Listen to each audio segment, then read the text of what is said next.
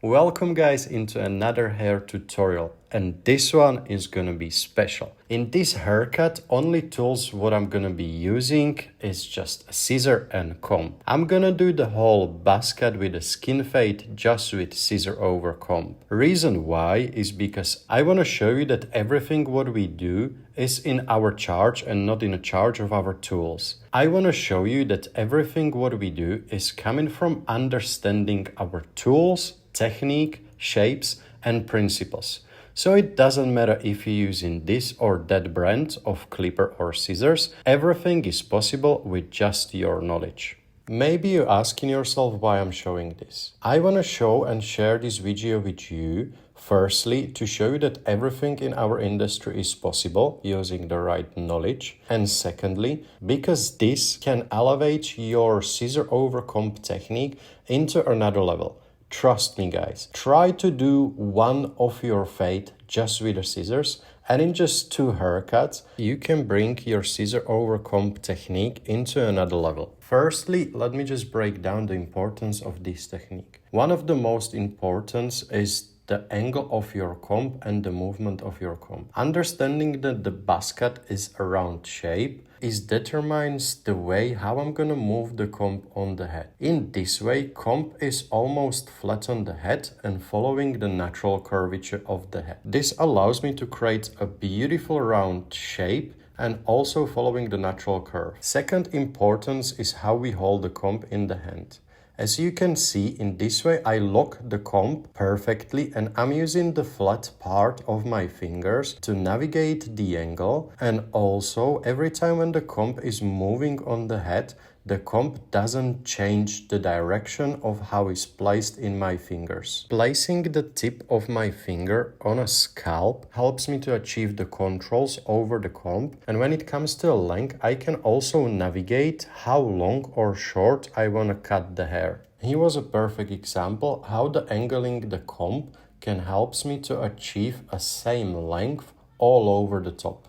As it comes to a crown area, we have to move our comb in a lot of different direction. Reason why is because hair over there grow in different angles and achieve a perfect and smooth round shape. We have to move the comb in all directions. Starting my curved guideline to set the bottom of the fade. In this way, top of my scissors are leaning on the scalp of our model. Don't be afraid that you're gonna hurt your model. If the blade of your scissor is flat to the scalp, there is no chance that you're gonna make some injuries on the scalp of your model. Step by step, snip by snip, here we're removing unnecessary hair and preparing the length for a shaver.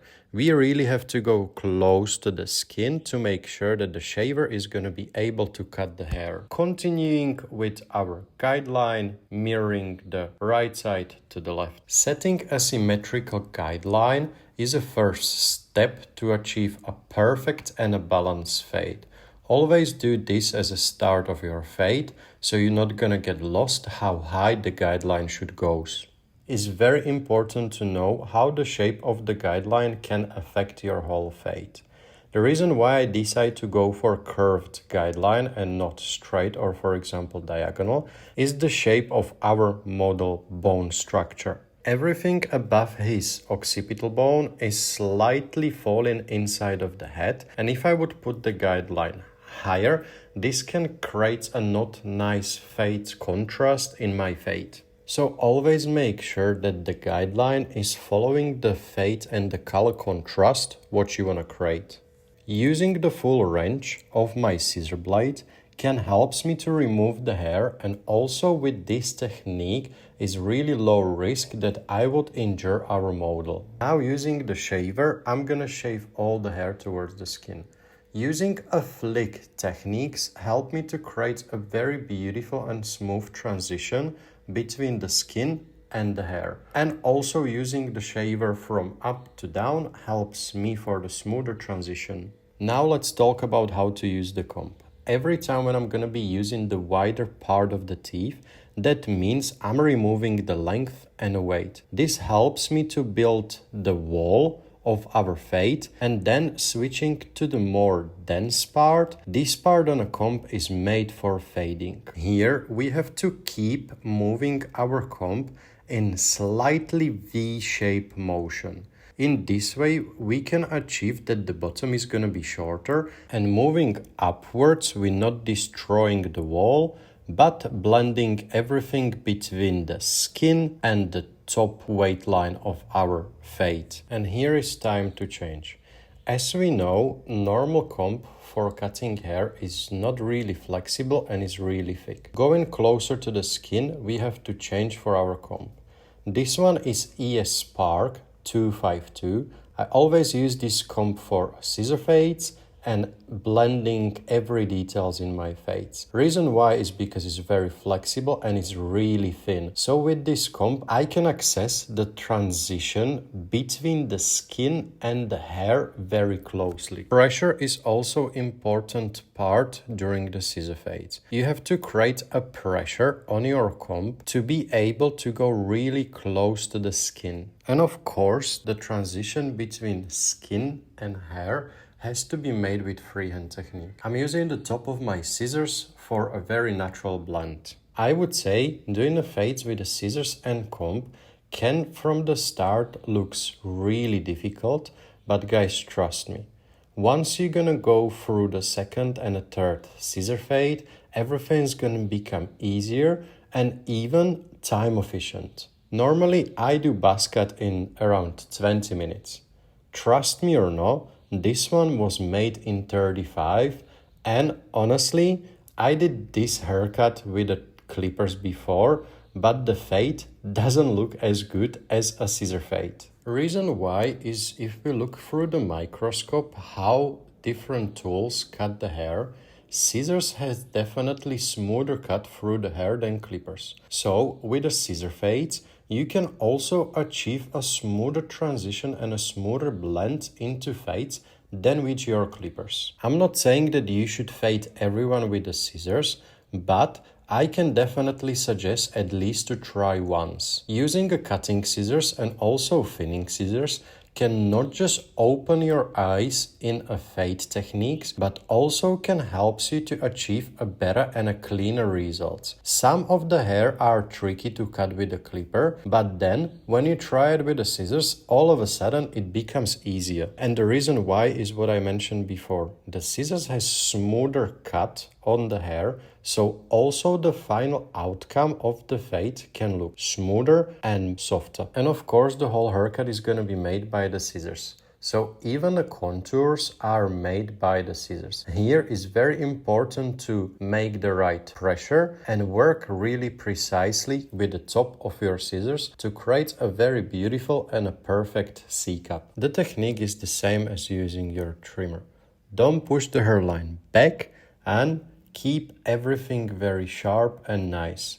Here is a fade check and let's move to the other side. On the other side, I'm gonna start with a freehand technique. This allows me to build a clean and smooth transition start from the roots.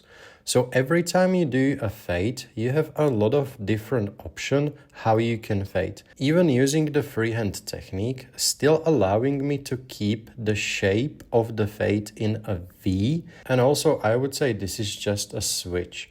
Before I was doing first the comb and then I went through the freehand. But I also want to show you that you can also start with a freehand and then using your comb, you can nicely blend everything. So it again falls into that is not really important the process, but the knowledge what you carry in your head. If I'm still conscious about what result I want to achieve, it does not really matter if I do exactly the same on the opposite side, or I'm gonna switch a little bit, which is not gonna affect my final result. So when you are hearing whole time, you have to do this, you have to do this, and everything has to be ordered. Sorry, I'm breaking the rules.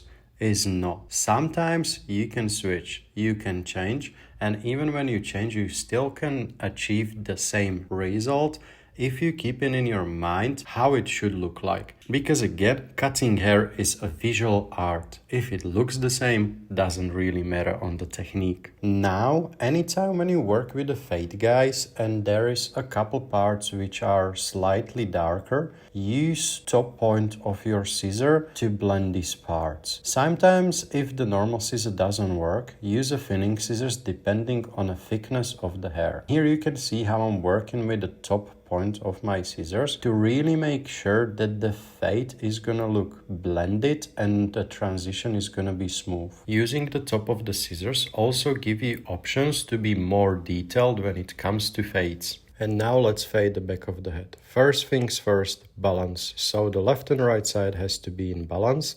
That's why I start in the middle, moving to the sides. First removing the unnecessary length, and then using the dense part of the comb to perfectly match the color consistency in a fade. First working with a normal cutting comb and then switching up to our ES Spark 252. This comb is really incredible and I can suggest every single of you to get this comb and see the differences in how you can clean your fades with the technique scissor-over-comb. The most important part in every single fade is clean the transition between skin and the hair. This transition also determines how clean the fade look like. So every time when you guys gonna work with the fades, please make sure that the transition between the skin and the hair is going to be almost invisible, clean and perfectly blended. Here you can see that the shape of the fade wasn't destroyed and is going nicely from the roundness point straight away to the top. When it comes to the control, always make sure that you do 1 or 2 steps back to get a different perspective on your fade. And I almost forget the most important part. Enjoy every haircut, have fun, and try to do your best in every single of them. Then everyone is gonna turn into masterpiece. For the front shape up, we're gonna use the tip of the scissors, and I also don't wanna create a really sharp one. Scissors allows you to create a straight lines, but unfortunately, they never gonna do the same as a trimmer. In this way, the shape up is gonna look more natural, and also it's gonna bring to a haircut softer effect. Being very precise, patient, and put attention to details is something what working with a scissor and comb can definitely add into your technique. Removing the last couple hair, using our scissors flat to the forehead and making sure that the line is nice, straight, but also natural. We're gonna finish our haircut with freehand technique, and as you can see, I'm moving the head of our model and my scissors are not moving. This you can definitely apply to an afro haircut as well. This is a perfect technique to keep a nice and round shape of your haircut. So let me put everything together. Doing a scissor fade can escalate your work with a scissor-over-comb technique. You become better with the controlling the movement of scissor and your comb. You also gonna get more precise and more detail every time when it comes to fading. And also you can unlock new ways of fading, new technique, and new approaching to every single hair. And this is the end result. So, if you're questioning yourself if it's worth it to try fading scissor-over-comb, definitely. Try and let us know how that works for you.